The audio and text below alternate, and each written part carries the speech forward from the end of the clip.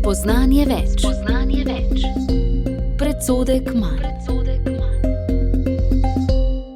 Lep pozdrav, drage poslušalke, cenjeni poslušalci. Teden je naokoli in ob ponedeljkih popoldne je čas za nabiranje novih spoznanj in razbijanje predsodkov. Tokrat se nam je v studiu pridružil novinar portala Zanima.me Peter Mrše in ker je prvič gost te oddaje, ga na začetku, poleg tega, da ga lepo pozdravim, lep pozdrav. Pozdravljeni. Nekoliko izzivalno vprašam, kateri so predsodki o slovenski politiki, ki jih sami zaznavate? Bom dal dva taka, ki sta si med sabo rahlo kontradiktorna, ne. Po eni strani prvi predsodek, da so v politiki vsi isti, in drug predsodek, da če bo pa na oblasti druga stran, bo pa vse drugače. Se mi zdi, da to sta dva pogosto zdaj. Pri nekaterih se pojavlja eden, pri nekaterih drugi, pri nekaterih pa oba. No. Se pravi, hočem reči, niso čisto vsi isti, ne. So razlike, se drugače vlada, recimo, ko so različni ljudje na oblasti, hkrati pa tisti, ki pričakuje, da ko se oblast zamenja, da se bo pa vse diametralno obrnilo, pa prav tako naiven kot tisti, ki misli, da so vsi isti. Tako je.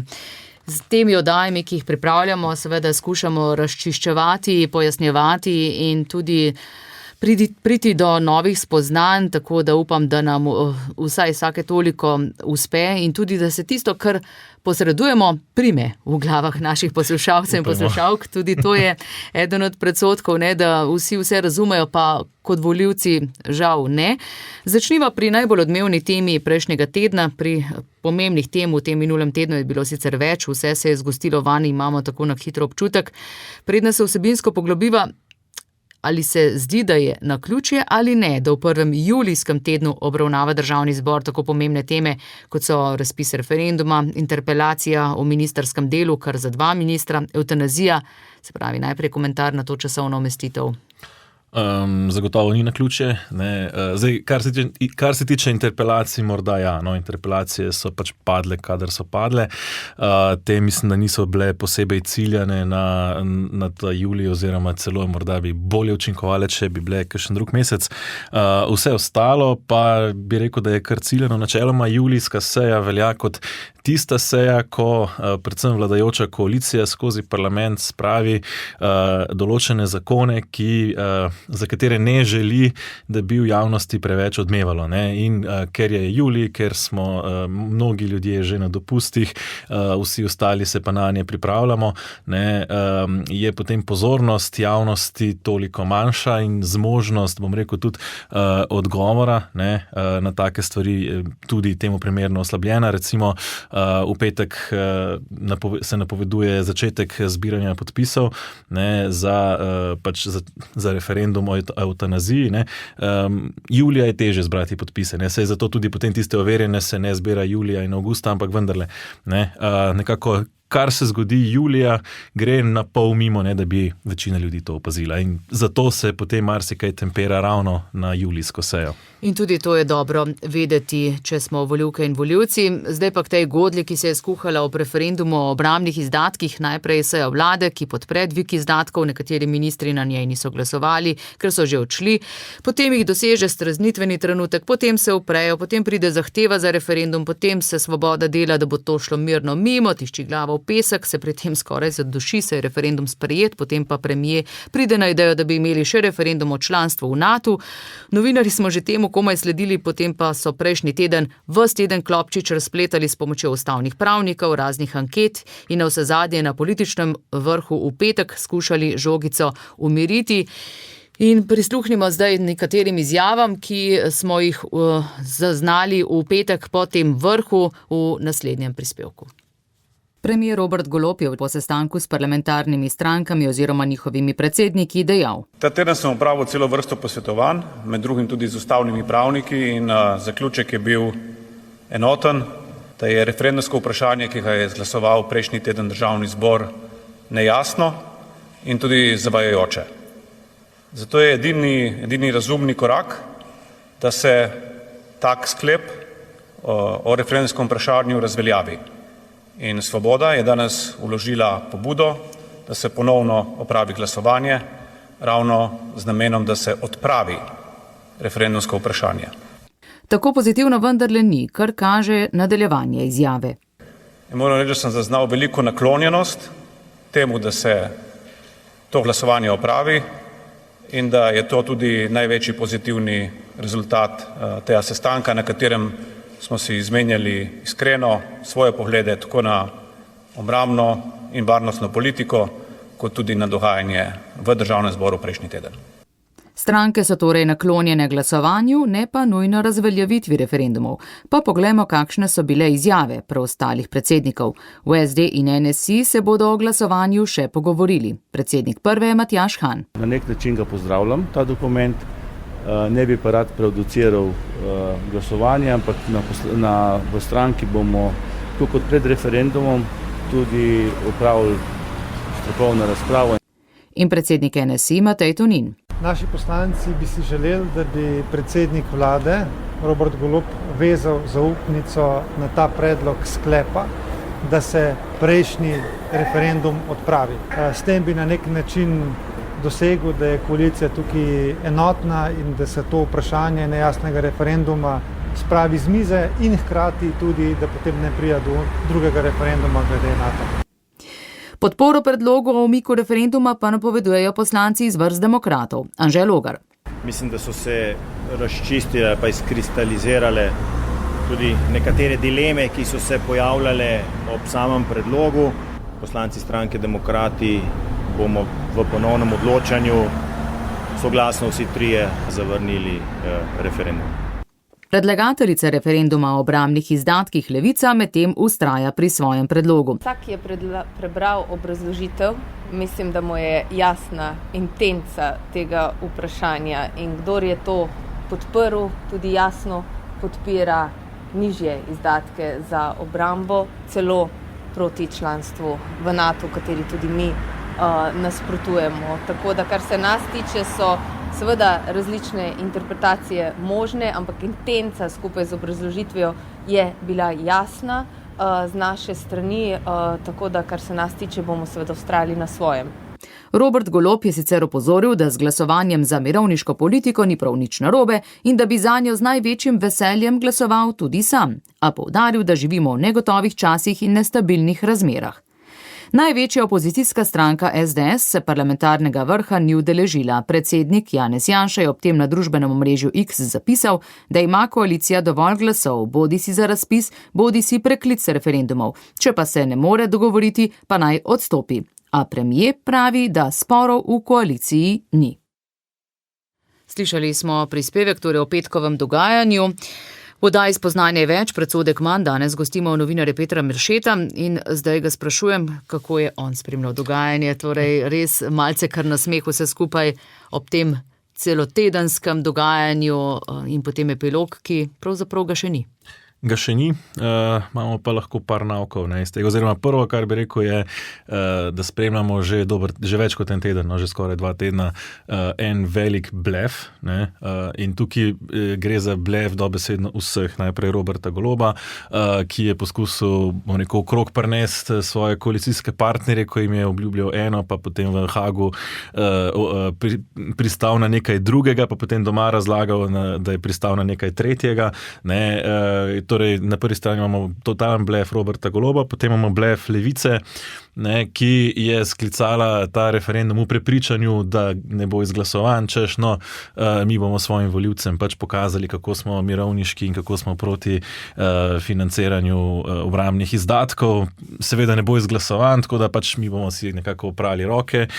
Temu blefu so se potem pridružili Socialni demokrati in ko je že kazalo pravzaprav, da bodo lepo prišli čez obojni z po eni strani torej ugajanju volivcem, češ nismo mi zdaj za milijarde za orožje, in po drugi strani tudi, da so malo vrnili Robertu Golobu za tisto pač prikrivanje pravzaprav na samega vrha NATO, so ta blef pravzaprav razkrinkali v opoziciji, torej SDS in Nova Slovenija, in pač dali svoje glasove za referendum, v katerega sicer ne verjamejo, tako da lahko rečemo, da so to tudi oni rahlo blefirali, oziroma predvsem so pa s tem želeli razkriti, v kakšnem blefu je vlada. Bi pa rekel še nekaj, ob tem, tukaj se pokaže pravzaprav dve stvari, in sicer kako nespametno, zdaj se pravzaprav vrača Robertu Golobu, kako nespametno je imeti v vladi stranko Levica, vendarle se vidi, pač Levica je neka radikalna stranka, ki ima neke utopične ideje, ki so neuresničljive in pač v tem kontekstu gre razumeti njihovo pozicijo za referendum. Samo taka stranka potem ne more biti v vladi. Če pa je v vladi, imamo pa potem težavo, ker potem tudi razumne stranke, recimo pa tiste bolj zmerne, potem so nekako prisiljene igrati to igro. In druga stvar, ki se je naučil Robert Golob, pač potem, ko 3 leta tepeš in teptaš na vse strani, tako po koalicijskih partnerjih kot po opoziciji, je potem zelo težko pa nenadoma od vseh teh, ki si jih ves čas teptal, potem pričakovati državotvorno ravnanje.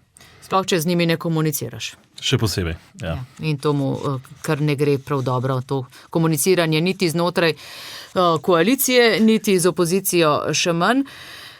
Predlog sklepa je Svoboda vložila sama. Premijer še vedno pravi, da sporov v koaliciji ni, ampak da je vrelo kaže tudi dopisovanje med Marjanom Šarcem in podpredsednikom SD-ja Lukom Gorškom in tudi poslanko Levice Natašo Sukič, kar vnete so bile te debate, kdo je zdaj kriv, Šarec je dejal, ja pa pejte ven iz koalicije, če vam kaj ne ustreza. Seveda so ga hitro opomnili, kdo je koga kdaj že zapustil v preteklosti.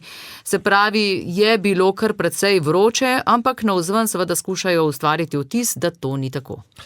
Zdaj, to koalicijo skupaj drži ena stvar, mislim, da je Marjan Šarec je celo na soočenjih pred prejšnjimi volitvami to celo javno v enem soočenju povedal, ko je rekel nekaj tazga, kot v smislu največji uspeh moje vlade, torej Šarčeve, je bil, da 2 leti in še malo na oblasti ni bil Janez Janša. Torej, da so držali stol, da so sedeli na stolu, da na njem ni mogel sedeti Janez Janša. To je pač glavno motivacija, glavno lepilo, ki skupaj drži to koalicijo, ki pa je hkrati vedno bolj živčna. Namreč volitve se bližajo, če bodo redne, kar najbrž bodo, je do njih dobrega pol leta in počasi nervoza postaja vse večja, ko pač spoznavajo nekateri, da bodo nekako morali zdaj ta 4 leta, ko so pravzaprav delali nič ali samo škodo, pred volivci nekako upravičiti. In zdaj se pač potem toliko bolj vroča kri kaže. Na drugi strani pa seveda drži, da koalicija je trdna, kajti nihče izmed njih ne želi izgubiti služb, ki jih ima, in nihče od njih ne želi biti tisti, ki bo porušil koalicijo in na ta način recimo sprožil predčasne volitve, ki bi predčasno potem zavrle te privilegije, na katerih so vse 3 koalicijske stranke in njihovi podporniki, in hkrati recimo, kot temu pravijo, tvegali, da bi na oblast spet prišel Janez Janša. To je očitno glavni motiv njihovega dela. V SD je zdaj sicer nekako pričakovati nekaj razuma, čeprav Han nima več toliko besede v stranki, kar se jasno sliši tudi v tej izjavi, ki smo ji lahko prisluhnili prej. V Levici seveda so še vedno na svojem bregu. O tem sklepu, ki bi dosegel umik referenduma, naj bi glasovali pred parlamentarnimi počitnicami že ta teden pravzaprav. Je tudi tako napovedala predsednica Državnega zbora. Se lahko znova kaj zaplete? Zaplete se lahko marsikaj, kajti glasovi za za sklep, ki bi razveljavil referendum, še niso zagotovljeni. Po eni strani je zdaj v eni veliki dilemi tukaj opozicija, ki si, bodimo iskreni, referenduma o NATO ali čem podobnem najbrž ne želi zares, in je pravzaprav zanj glasovala predvsem zato, da je razkrinkala ta blef vlade. Na drugi strani si ga res ne želi Svoboda, ki pa spet, ravno tukaj pa pravzaprav spet en catch, ne, za Roberta Goloba je pravzaprav to lahko edini referendum, ki ga potencialno še lahko dobi do konca mandata, ne, skoraj katerikoli drugi referendum, na katerega bi se podali, bi ga verjetno Robert Golob izgubil, ne.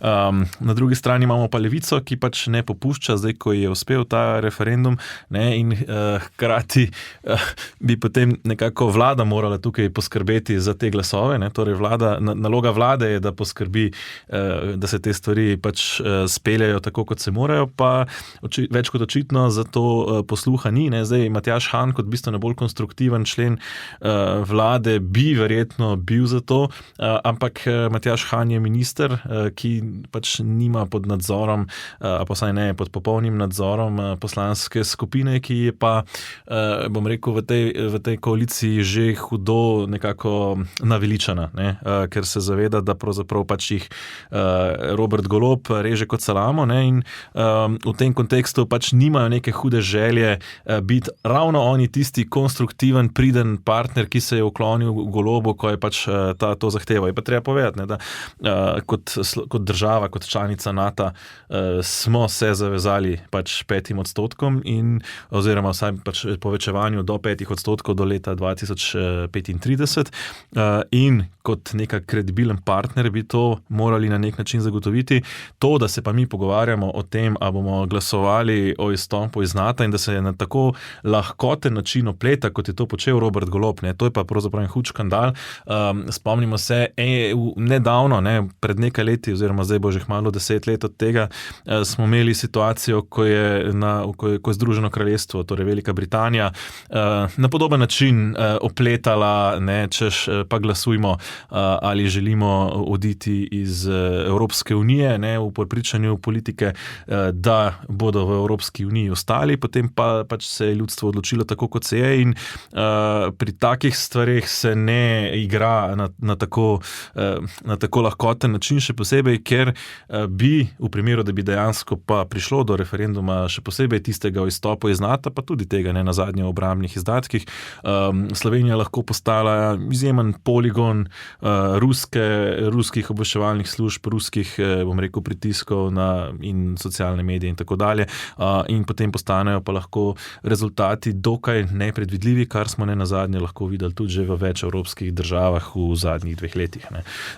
Tako da tukaj je pravzaprav igranje slovenske politike s tako resno temo, kot je obramba, kot je izstop iz Zveze NATO, pri čemer seveda Levica, ne, ki najbolj zagovarja izstop iz Zveze NATO, pri tem pozabi povedati, da pač izstop iz Zveze NATO pomeni, da smo za celotno obrambo odgovorni sami, ne, oziroma države, ki recimo niso v Zvezi NATO in so v podobni situaciji, kot je Slovenija, za obrambo dajo bistveno več denarja, torej bistveno večji odstotek BDP-ja, pa recimo imajo naborništvo in tako dalje. To prinese za sabo bistvene posledice, pred katerimi pa si Levica zatiska oči, in mislim, da je prav, da ljudje se tega zavedajo, ne, kaj bi torej to pomenilo, če bi recimo do tega dejansko prišlo. Mislim pa, da ko je Robert Golob nekako v afektu izrekel to idejo o referendumu o izstopu iz NATO, verjetno ga je dobil potem kar nekaj, si predstavljam, klicev drugih premierjev evropskih, ne, recimo, ali pa predsednikov, kot je denimo Macron, in so ga malo vprašali po zdravju, ne, in zato zdaj tudi pač že ves teden nekako išče, kako bi si ohranil obraz in hkrati preprečil izvedbo, no, tega referenduma, ne. Ja, veliko časa so porabili prejšnji teden za eno tako preprosto vprašanje. Ves teden so mleli, veliko sestankov, veliko ljudi vključenih v razlago scenarijev. Je vladna politika res tako kratke pameti, da stvari ne potuhta sama, bi si mislili ob vsem tem, ampak sva že nekako povedala, da očitno je temu tako, oziroma vsak ima neko svojo igro, ne? To se zgodi, ko v vlado spustimo na eni strani povsem neizkušene politike, ki pač te politične obrti ne obvladajo, ne.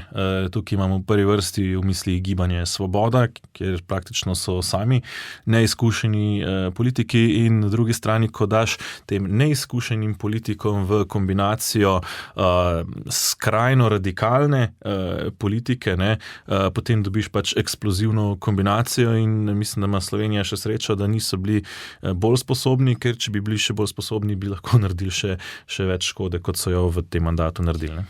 Zanimivo pa je, da je javno mnenje in tudi volilna baza teh strank članstvu v NATO naklonjena. Morda je bil pa to tudi tisti streznitveni trenutek, recimo več kot 2/3 vprašanih podpira članstvo.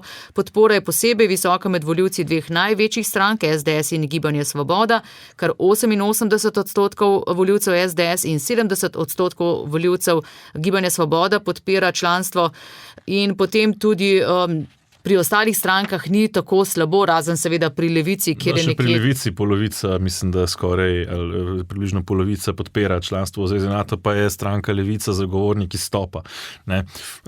Tako da mislim, da tukaj morda pa po dolgem času slovenski volivci kažejo, ali pa kažemo, da morda le nismo tako zavedeni in nespametni, kot se morda kaže večkrat na volilno nedeljo. Obramba ni del koalicijske pogodbe, zato zaradi nje koalicija ne more razpasti, bi lahko povzeli premierjeve besede. Nakup bokserjev so razveljavili, nabavili nekaj alternativnega. Levico poslušajo tudi na področju zdravstva, ko so stopili na prste zdravnikom, zasebnikom, pa tudi na področju evtanazije je prevladala ta miselnost, da je treba ljudem pomagati, če želijo smrt. O zakonu bodo glasovali v petek, razpravo smo že spremljali pretekli teden. Če na hitro navedem nekaj izjav, ki smo jih lahko slišali med sejo Državnega zbora, poudarjali so, da zgolj sledijo volji ljudi na lanskem referendumu, da skrbijo za človekovo dostojanstvo. Predlagateljica Tereza Novak je dejala, da je zakon namenjen tistim, ki ob umiranju neznosno trpijo in tega trpljenja ne želijo in ne zmorejo več prenašati, da bo učinkovino lahko trpeči v telo vnesel sam in sicer starejši od 18 let, ki neznosno trpi. Zanimivo je tudi izrazoslovje, ki so ga uporabili. Predlog je izraz vestne in odgovorne odločitve za zaključek trpljenja, spoštljiv poklon lastni svobodi in osebnemu pojmovanju smisla. To ni vprašanje smrti, temveč vprašanje življenja v skladu z dostojanstvom. Gre za človekovo pravico do izbire. Zakon ne pomeni konec življenja, ampak konec trpljenja. Zakon ni napad na življenje, ampak v ospredje postavlja sočutje, svobodo in človekovo dostojanstvo. To so izjave poslank Svobode, SD-ja in Levice. Zanimivo, oglašale so se večinoma ženske. Si lahko ob tej retoriki rečemo, da smo prišli do novega spoznanja, da imajo iste besede lahko povsem drug pomen, če jih govori druga oseba. To je posebej v sodobni levi politiki dokaj značilno, da se daje besedam, ki so v jeziku splošno prepoznane kot pač z nekim konkretnim pomenom, rekel večinoma pozitivnim, seveda, da se jim daje nek nov, pravzaprav kontradiktoren pomen. Zdaj, poznamo to zgodbo že iz splava in je ni bistveno drugačno tudi pri evtanaziji. Tudi pri splavu se govori o civilizacijskem napredku, o reproduktivnem zdravju, zdravstveni oskrbi in tako naprej. Tako da pač nekako je treba zakamuflirati te stvari, zato da pač nimajo tega negativnega pomena. Treba pač se zavedati, kaj torej evtanazija oziroma asistiran samomor je. To je pač medicinska usmrtitev. To pomeni, da se pač živemu človeku ubrizga strupeno oziroma smrtonosno učinkovino, ki ga potem pač po nekem dokaj kratkem času ubije. To je treba povedati, da se zavedamo, o čem se sploh pogovarjamo. Slovenija ima že sicer težave s samomorom.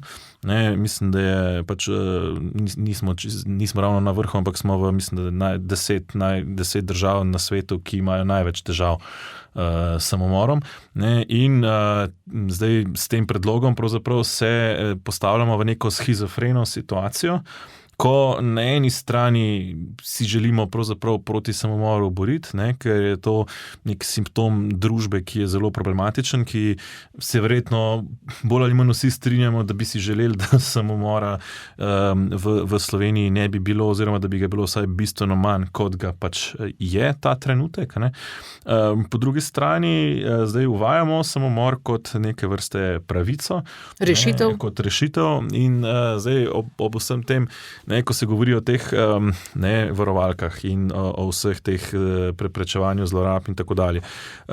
Dejstvo je eno, ne, pač evtanazija oziroma zdaj, nekateri ga uzakonjajo iz strahu, ker se bojijo nekega svojega neznosnega trpljenja.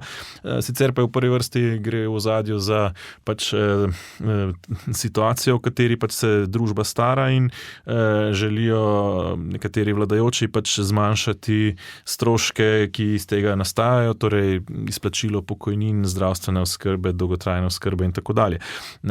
Pač lažje je, če potem te ljudi predčasno spravimo na oni svet, ne, če se zelo grdo in brutalno izrazim, ne, ker potem ni treba plačevati za pač stroške oskrbe in tako dalje. Ne. Seveda pač se tukaj to zakamuflira, ne. Zgled nam je pa iz drugih držav.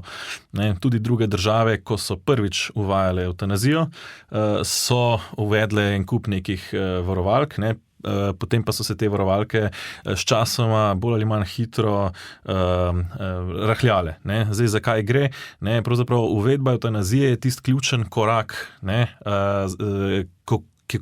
ključen korak, ne, ključen preskok v družbi, ko mi pridemo iz točke, ko smatramo življenje kot nedotakljivo, do točke, ko je življenje pač možno pod določenimi pogoji odstraniti oziroma ubiti.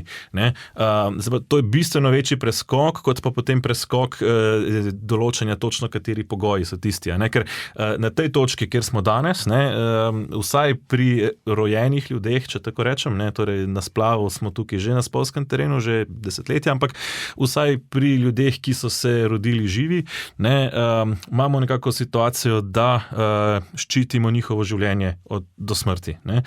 Zdaj s tem zakonom tudi to postavljamo pod vprašaj in potem seveda je veliko vprašanje, zdaj pod kakšnimi pogoji, pa a mora biti polnoleten ali ni treba, ne, ker potem, ali pa a mora neznosno trpeti, kaj je zdaj to neznosno trpljenje in tako dalje, ne, izkušnje iz recimo Kanade pač kažejo, da se če neč drugega potem prek sodnih postopkov, ne, na tako imenovani diskriminaciji te stvari rahljajo, ker se potem nekdo pritoži in reče na sodišču, če pa je on, ki neznosno trpi, se lahko ubije, jaz, ki pa malo manj neznosno trpim, se pa ne morem, ne, ali pa on, ki je polnoleten, se lahko jaz mladoleten, ali pa moj otrok mladoleten, se pa ne more, ne, se potem te stvari pač ali prek novih zakonskih predlogov ali pa prek sodnih odredb, ne, rahljajo in trenutno imamo situacijo, ko je Ustavno sodišče postavljeno tako nerazumno, ne, da je recimo lansko leto razsodilo,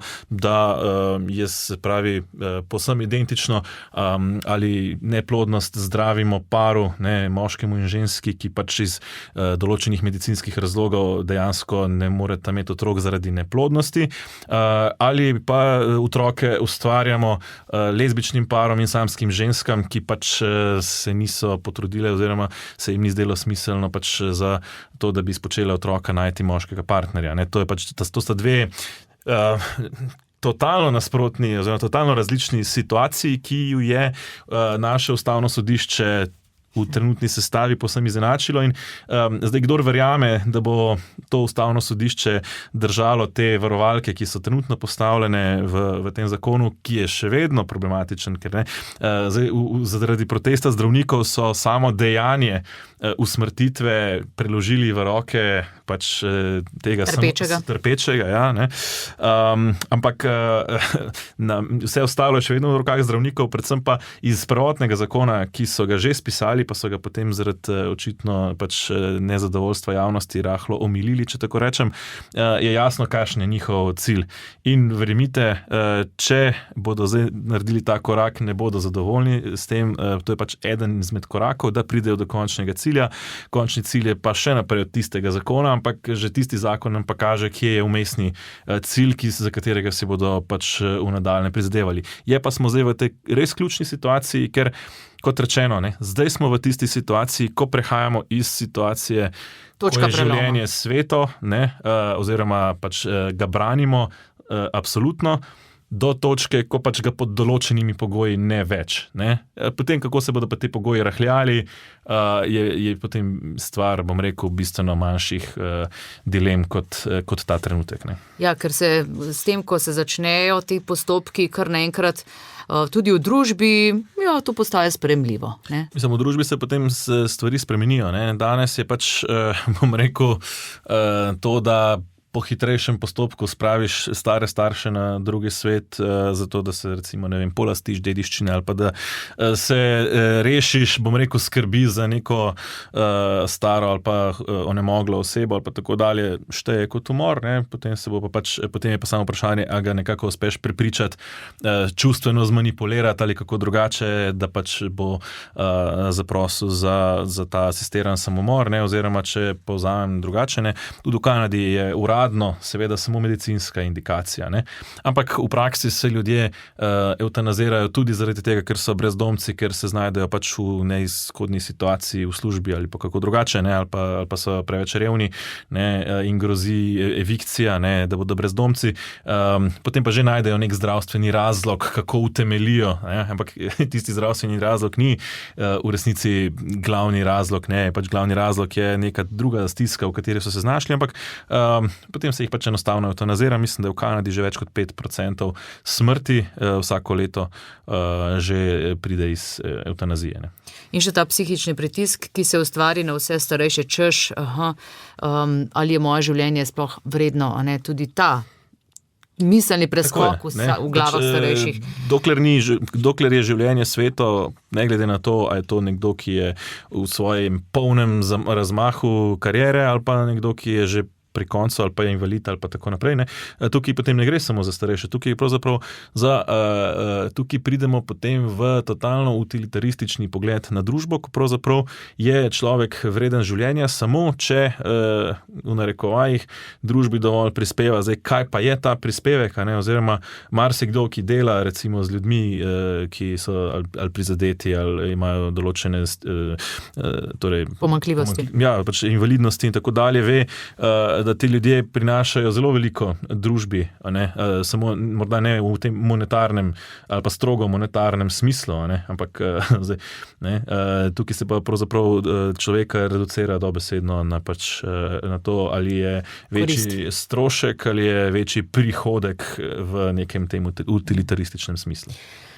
Povejva še, da je Komisija za medicinsko etiko znova poudarila, da je še vedno proti zakonu, torej stališče je jasno, ne glede na to, da je bil zakon popravljen. Tudi škofje pozivajo Državni zbor k zavrnitvi tega predloga zakona o pomoči pri prostovoljnem končanju življenja. Katoliška cerkev pravi tudi, da gre za asistiran samomor. Predsednik gibanja Glas za otroke in družine Aleš Primc je napovedal, da bo ustanovljena koalicija proti zastrupljanju bolnikov in starejših, ki bo zbirala podpise za referendum. Kako lahko kristjan glasuje za tak zakon? Še en morda ta pogled, recimo v Državnem zboru, ko bo v petek glasovanje, kako bi lahko kristjan glasoval na ta? Kristjan, mislim, da pač... Imamo tudi kristjane pri poslancih, ki niso vsi v, recimo, NSI. Mislim, ti kristjani pač bojo v hudi, bom rekel, dilemi, oziroma mislim, da pač s čisto vestjo ne more.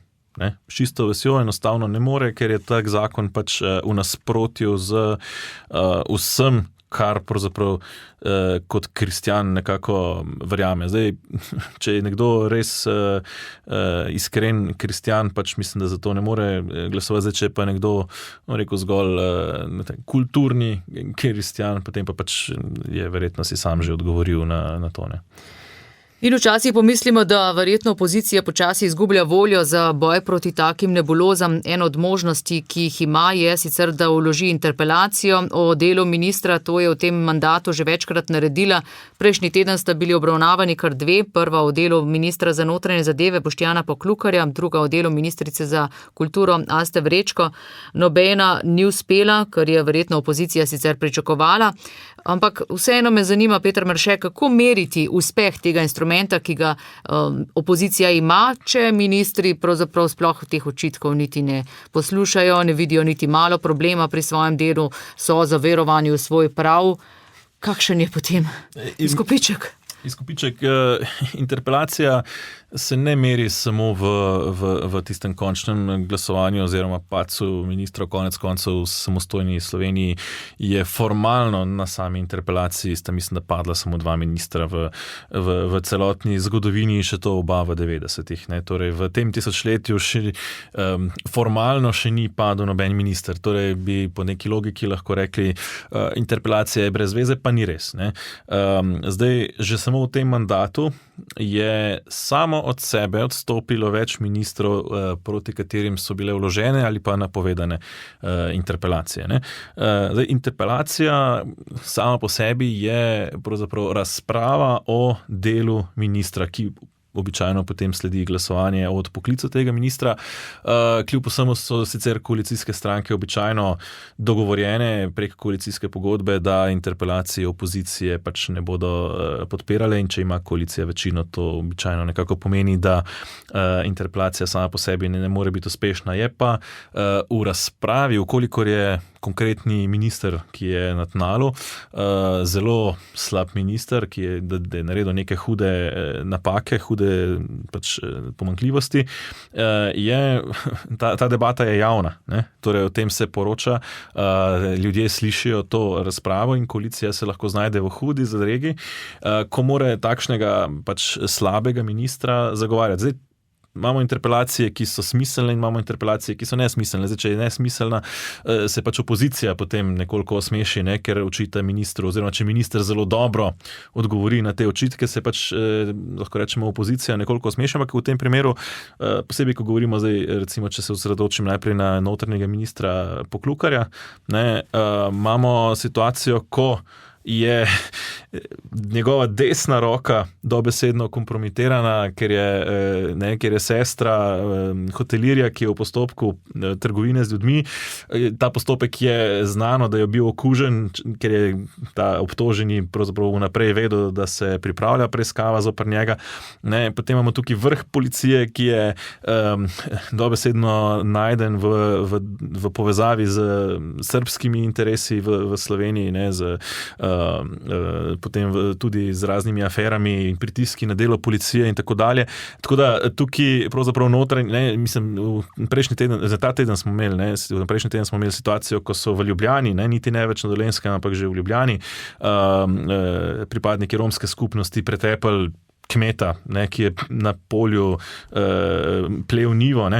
Govorim, to so resni očitki, resne stvari, ki se pač v tej državi dogajajo, da ne govorimo o Centru za varovanje in zaščito. In ob tako resnih očitkih v normalnih razmerah minister za notranje zadeve ne bi več ostal na položaju.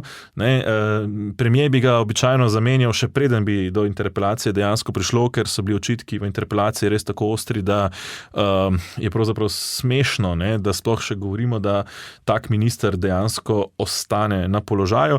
Bistveno drugače ni pri ministrici Asti Vrečko, čeprav je tam, se mi zdi, bila interpelacija za nekoliko manj dobro pripravljena, vendar je bil fokus na tem nesrečnem muzeju osamosvojitve, na katerega so ljudje v glavnem že pozabili in tudi, bodimo iskreni, ni bil nek presežek od muzeja že prej. Ampak ima Asta Vrečko tudi na grbi toliko klientelizma, razdeljevanja denarja zgolj in samo svojim in nič drugim, politično kadrovanje v vse možne svete zavodov do recimo Prešernovega sklada in tako dalje. Tako da tudi ministrica Asta Vrečko je pravzaprav zrela za odpoklic, ampak tukaj se je pač koalicija pokazala, da vendarle trdno stoji v sedlu in ne namerava predati, ne namerava vreči puške v koruzo, kot je to recimo naredil Marjan Šarec pred 5 leti. Tako da v tem kontekstu pač zdaj nekoliko nerodno so te interpelacije padle v julij, ko ni toliko pozornosti javnosti, pa vendar, kdo je spremljal dogajanje, lahko videl, da pravzaprav imamo ministra, ki ne vem, sploh ne ve, kaj dela, oziroma je tam pravzaprav se reži na očitke, ki so zelo ostri in zelo na mestu, kar pomeni, da pravzaprav se počuti izrazito nedotakljivega, da imamo takega policijskega ministra, je pa zaskrbljujoče. Če pogledamo koalicijsko pogodbo, se zdi, da so se v njej najbolj borili za varnost tujcev, ne domačinov, glede na to, da so se zavezali k odstranitvi žične ograje na meji. Migranti so še vedno v domovini, mnogi kljub odločitvi, da morajo oditi. Nekako si uredijo status, ampak ni sam problem prisotnosti, ampak obstajajo podatki, da prihaja tudi do spolnega nasilja z njihove strani, pa se tudi nič ne zgodi. Se pravi, res nekateri so nedotakljivi, ne, tudi ta primer romskega nasilja. Zdaj imamo seveda te pripadnike policistov, oziroma tudi vrh policije, ki sklicuje sestanke po različnih delih države, se pogovarjajo o tem, kaj ukreniti, ampak še vedno od pogovorov ne bo nič uspeha. Ne, od samih pogovorov. Konkretnih dejanj. Mislim, pač tukaj je čista stvar odločitve politike. Ne. Če bi se pač politika odločila narediti red v državi, ne, bi pač, ko pride do manjših incidentov, bi ukrepali in potem do večjih ne bi prišlo. Ne. Saj tako pač deluje represivni aparat v vsaki državi. Zdaj, če se pač manjše prekrške tolerirajo, je to pač znak, ne, da se lahko pač gre naprej. Ne. Če se nič ne zgodi, ko večkrat tankaš bencin in ne plačaš, ne, zato ker si pač pripadnik neke marginalne skupine, ne, če se nič ne zgodi, ker pač ko kradeš, bom rekel, orodje in zelenjavo iz kmetije, potem upravično lahko pričakuješ, zakaj bi se ti pa kaj zgodilo, ko boš poškodoval človeka in konec koncev mislim, da je upravičen strah, da bo pač nekdo verjetno moral umreti, ne, zato, da se bo potem nekaj zganilo. Ne. V Sloveniji je pač se običajno stvari premaknejo z mrtve točke, ko pač nekdo umre, ko zaradi nečesa, kar smo zanemarjali leta in leta, pač na koncu pride do kakšne smrtne žrtve, če je ta smrtna žrtev otrok, ne, ali pa nekdo res še toliko bolj nedolžen, pač še toliko bolj udarja, ampak do takrat pa očitno se zdi, da enostavno pač je tukaj stvar politike, da so ti ljudje nedotakljivi in dokler bo politika zadržala zaslombo, tudi policija prav veliko ne more narediti, ne, sej če bi pač notranji minister dal befel, ne, sej tukaj se ne gre za nobeno diskriminacijo, ne, tukaj gre za enakost pred zakonom. Ne, ravno obratno, ne. In v tem kontekstu pač pravzaprav je tudi stvar integracije v družbo, ne, če smo vsi enaki pred zakonom, če pa nismo, potem pa nismo enaki pred zakonom, ne, in potem tudi se težko integriramo med sabo skupaj v družbo. Ampak tukaj gre enostavno za nek politični interes na strani pač trenutno vladajočih, ne, si nekako pridobiti na eno stran, na svojo stran romsko skupnost in pa stvar neke pač ideologije, ki vlada pač tem strankam, ne, na podlagi neke identitete, češ da če si neka manjšinska identiteta, si a priori zatiran, ne, in je pač treba ti nekako držati štango, ne, in potem pač se te stvari eskalirajo, dokler se pravim. Zdaj smo imeli pač primer, ko so tega ubogega kmeta pretepli, ne, pa je na srečo preživel, ne, zdaj naslednjič pa Bog ved, ne. Zdaj pri romski problematiki je še tako, da če bi recimo vsi poskusi, ki so bili v to smer strani opozicije, da bi pritisnili na nje, češ, da potem, če bi bilo karkoli narobe, če ne bi hodili v šolo, da potem ne bi bili upravičeni do nekih socialnih transferjev, niso bili uspešni, zdaj so pa sprejeli zakon o vrtcih, ki naj bi spodbujal vključevanje romskih otrok v vrtce, ampak kaj se bo pa s tem rešilo? No, zdaj, zakon o vrtcih je prvi stavek je bil vsakokrat to, ki spodbuja vključevanje romskih otrok v vrtce, čeprav sploh ni to osnovni namen tega zakona, to vemo. Ja. Zdaj, ta konkretni zakon o vrtcih, ne, ima en konkreten namen, sicer pregon zasebnih vrtcev. Ne. Tukaj je edini cilj, ali pa bolj glavni cilj, morda ne edini, ampak glavni cilj je tukaj čisto ideološki strani aktualne vladne koalicije, pregon zasebnih vrtcev, nič drugega. Ne, zato, da se zatre pravzaprav kakršnokoli zasebno pobudo, ki ni kontrolirana, nadzorovana v celoti strani države. Tako da to je glavni namen zakona o vrtcih. Zdaj, zakaj pa je pomembno, da se romske otroke vključuje in v vrtce in v šole, ne? Ker na ta način se oni integrirajo. Ne? Na ta način pridejo do izobrazbe, se naučijo jezika, se naučijo, bom rekel, tudi nekih kulturnih norm, ne? kar sicer ne pomeni, da morajo se oni zdaj asimilirati in zavreči, bom rekel, svojo kulturo, ampak vendarle, če živimo v skupni državi, integrirati se v družbo pomeni, da pač živiš po nekih normah te družbe. Ne? In v tem kontekstu pač tega se pač načeloma naučimo v šoli in doma, oziroma tam, kjer se pač doma ne, se samo v šoli. Ne? Zato je toliko bolj ključno, da vsaj v šoli res se. Ne? Tako da zato so pač te ukrepi namenjeni temu, da motivirajo te družine, da pač dejansko otroke pošljajo v šolo, ker to je pač delo na dolgi rok. Ne? Če ti naslednjo generacijo izobraziš, ne? In to smo recimo videli, da je zelo uspešno delovalo v Prekmurju, ko imamo romsko skupnost, ki hodi v šolo, ki je integrirana, ki mnogi izmed njih imajo poklice, delo, se dostojno preživljajo in stvari funkcionirajo. To ne pomeni, da so mogli zdaj zavreči svojo kulturo. Ne?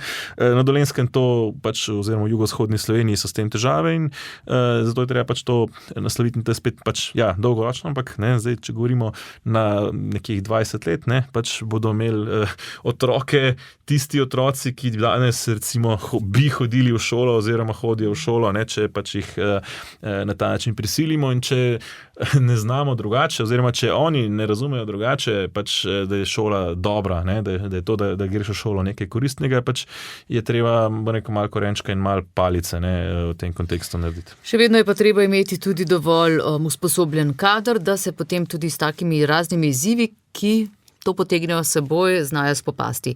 Zdaj pa, Peter Marše, pogleda še malce k drugim strankam, tudi tam je precej vroče, v opoziciji nastaja počasi gneča, ne? Se nekako čuti, da se bližajo volitve, da je še zadnje leto kampanje, da tako rečemo. Pogleda najprej k Novi Sloveniji, tam bo na čelu stranke Sprememba. Je to dobro ali slabo v tem zadnjem letu? No, zdaj, odvisno, kako definirate, kaj je dobro in kaj je slabo. Ne? Mislim, da pri teh stvareh je težko reči, zdaj, je to za stranko dobro, je to za državo dobro, za koga je dobro, za koga ni dobro. Zdaj, dejstvo je, da Matej Tonin je bil predsednik že, mislim, da približno 7 let. Ne? V tem času si je želel nekako narediti preboj na 2-mestne odstotke, ki mu očitno ni uspel. Nova Slovenija se trenutno giba nekje na približno enakih odstotkih, kot je bila pred 4 leti, oziroma pač nekje tam, kjer so bili. In odhod v Bruselj ni koristil? Mislim, da je Matej Tonin podcenil zahtevnost vodenja stranke iz Bruslja. Tako kot predhodnica. Tudi verjetno, da nekaj mere, samo da ona je šla v Bruselj kasneje. Ne. Ona ni kot evropska poslanka vodila stranke, ampak je šla potem, ko je predala stranko na evropske volitve in v Bruselj. Dejstvo je, da vodenje stranke pomeni obilico sestankov, obilico tega osebnega stika, ne, ki pa, posebej, če si tako aktiven poslanec, ne, kot je Matej Tonin v Bruslju, ne, mislim, da sem videl nekje podatek, da je v teh 3 letih, oziroma v enem letu mandata, mislim, da je več razpravljal na plenarnih sejah kot njegova predhodnica v celotnem mandatu. Ne. Tako da, če imaš na eni strani tako aktivnega evropskega poslanca, na drugi strani pa vodenje stranke v Ljubljani zahteva nekako celega človeka, mislim, da je tukaj Matej Tonin pač nekoliko podcenil zahtevnost in tudi samo dejstvo, kako pomembno je biti z ljudmi. Namreč, kot predsednik stranke bistveno bolj začutiš vzdušje, če si zraven, uživo, kot če si po Zoomu. Vodenje sestankov po Zoomu potem pač pomeni, da na koncu se lahko zgodi, da ti poslanska skupina odtava nekoliko bolj po svoje, kot če si na dnevni bazi v tem fizičnem stiku z njimi. No, to je ena stvar, ki se mu je zgodila. Druga stvar je pač bila, da so se pred leti, takrat, ko so se po tistih vladnih, tistih 3 referendumih, ki jih je sklicala SDS in jih izgubila, konec leta 2022, nekako zakalkulirali v prepričanju, da bi lahko dosegli neko prenovo desnega pola, ki je verjetno precej potrebna, pa vendar je nekako Janez Janša iz tistega trenutka šibkosti izšel ta trenutek močnejši, kot je bil recimo pred 4 leti.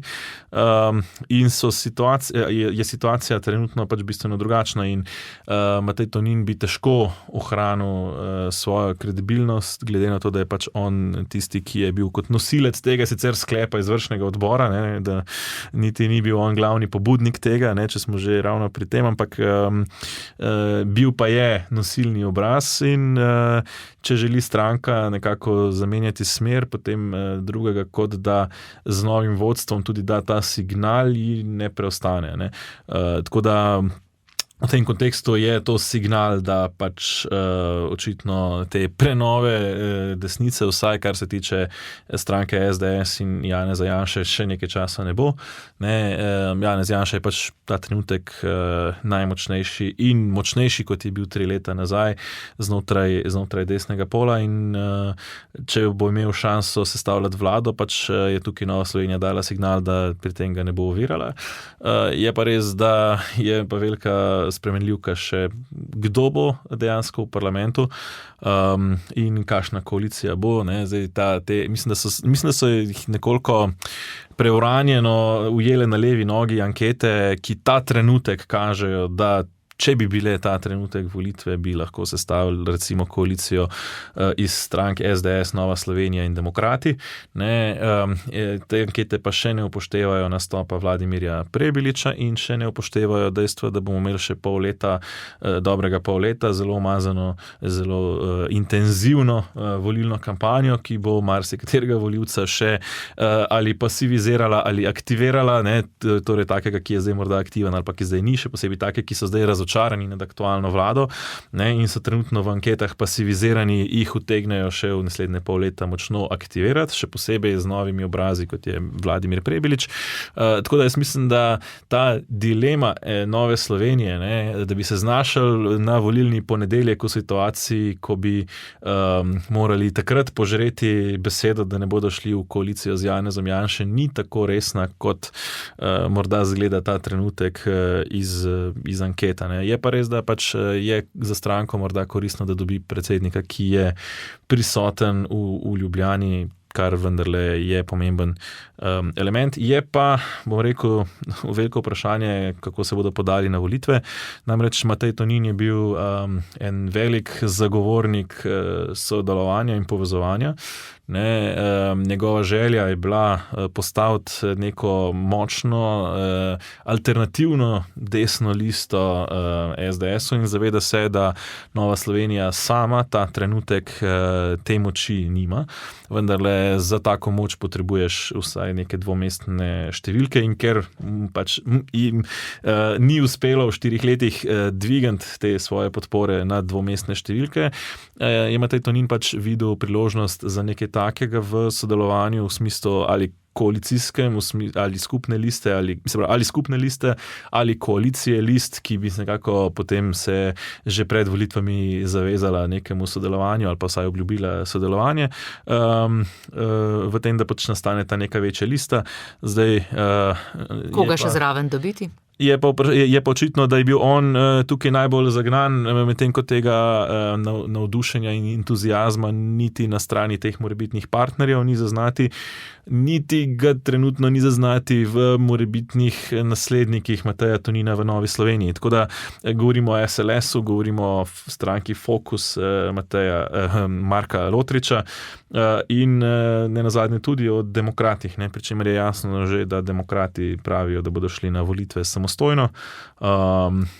Fokus in SLS sta globoko pod parlamentarnim pragom in mislim, da če želita doseči kaj več kot 1% za državno financiranje, nujno potrebujeta neko sodelovanje. Vprašanje pa je, ali pri vseh nekih 20 in 30 let starih zamerah, ki jih gojijo posamezni člani na terenu, torej ali so ti ljudje, ne, posebej govorimo o terenu, tako na strani SLS-a kot na strani Nove Nove Slovenije, ali so ti ljudje zmožni pač preseči neke zamere iz leta 1992 in iz leta 2000 in še, ne vem, iz leta 2014, ko so sodelovali ali bili skupaj v stranki in narediti nekaj za boljši rezultat, ali pa pač bodo v teh zamerah, bom rekel, živeli in umrli v opoziciji. No? Ja, ena dolga razlaga zdaj. Zdaj, ko ste že ravno omenili Prebiliča, da se Vesna povezuje z Levico, to pa je vendarle malce drugače, ne? Kot bi si verjetno volivci Vesne želeli, ali spet ne? Zdaj, če gledamo stranko Vesna, že na prejšnjih volitvah njihov program, pač v prvi vrsti je sicer ekološki, ne, ampak vse ostalo bi lahko rekli, da so pravzaprav lubenica, ne, torej navzven zeleni, hkrati pa v socialni program izrazito levičarski, tako da po tej logiki ne, niti ni tako presenečenje to združevanje, je pa to združevanje predvsem v luči zapiranja prostora Vladimirju Prebiliču, mislim, da se ga Robert Golob izrazito boji. In skuša na vsak način pač otežiti njegovo pot v politiko in je predvsem pod njegovim patronatom prišlo do tega združevanja, ki je hkrati tudi v luči pravzaprav rehabilitacije levice, ki bi si kot močno kompromitirana v tem mandatu in hkrati volivci levice so pač, bom rekel, taki bolj opozicijsko naravnani, ne, torej niso, to so ljudje brezkompromisni, neki utopični, ne, absolutisti in taki ljudje so razočarani nad stranko Levica, ker pač ni v 4 letih nas še pripeljala v Venezuelo, ne, in pač zaradi tega utegnejo pač odvrniti se od tega, da bi volili Levico in morda voliti Miho Kordiša ali koga drugega, ne, ki bi jim to obljubil.